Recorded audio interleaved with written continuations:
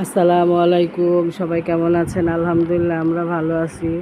তো আশা করি আপনারাও সবাই ভালো আছেন। তো এখন হলো সকাল 10:30 বাজে। তো আজকে শরীরটা অনেক খারাপ, প্রেশার আমার একেবারে কমে গেছে। তাই আজকে আর নাস্তা বিষয়টা কিছু করবো না, একটা ডিম সিদ্ধ খাইছি, ডিম সিদ্ধ খাবো। তো আর এই তো ডিম সিদ্ধটা খাওয়ার পর অনেকক্ষণ ঘুমাইছিলাম। তারপরে কোনো কাজ টাজ করি নাই, শুধু কয়টা কাপড় ধুইলাম, সে কাপড়গুলি ধুয়ে গোসল করে নামাজ পড়ছি। তো নামাজ পড়ে শুয়েছিলাম। তারপর তাড়াহুড়ো করে রান্নাবাড়া করতে হবে, কারণ আজকে একটু ডাক্তারের কাছে যাওয়া বাকি আছে। যেহেতু নিহার হঠাৎ করে মাথা ব্যথা খুবই বাড়ছে, তো যেহেতু সামনে পরীক্ষা, পড়াশোনাতে সমস্যা, তো ভাবলাম যে রান্না তাড়াতাড়ি শেষ করে ওরে নিয়ে যাই ডাক্তারের কাছে। তো রান্না বাড়া শেষ করতেছি, রান্না করতেছি। তো আজকে রান্না করবো মুরগির মাংস, আলু দিয়ে ঝোল, পাতলা ঝোল। আর এই তো আদা রসুন বের করছি সেই সকাল 12টা বাজে, কিন্তু এখনও আদা রসুন ছোটে নাই। তো অনেক কষ্টে আদা রসুনটা দিলাম। তো যাক, আদা রসুনটা আমি 4-5 দিন আগে ভাঙছি, ব্লেন্ডারে ভেঙে ডিপে রাখছি, কারণ যখন আইসা পড়ছে ঈদে তো লাগবেই। আর আদা রসুন সাধারণত এখন সবসময় লাগে, সব কিছুতে আদা রসুন দিতে হয়। এই তো আমার রান্নাটা হয়ে গেছে। তো এখানে আমি মুরগির মাংস রান্না করছি, আর আম দিয়ে ডাল রান্না করছি।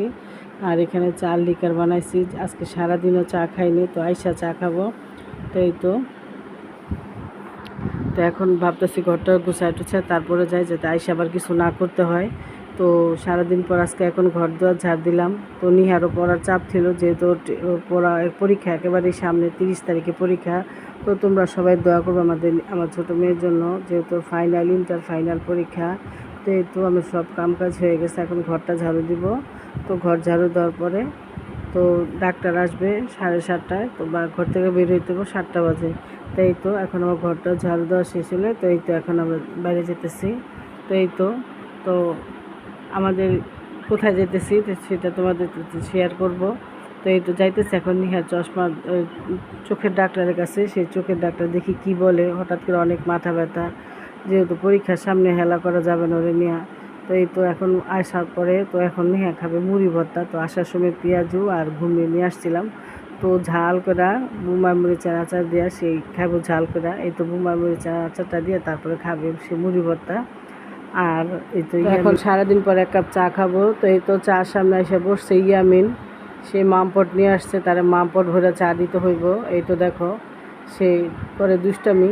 আর এই তো এখন আজকে একটা ভর্তা বানাবো, মুরগির মাংস ভাজা দিয়ে, আর আলু ভর্তা বানাবো। তো এটা অনেক দিন আগে ভাবছিলাম একদিন বানাবো।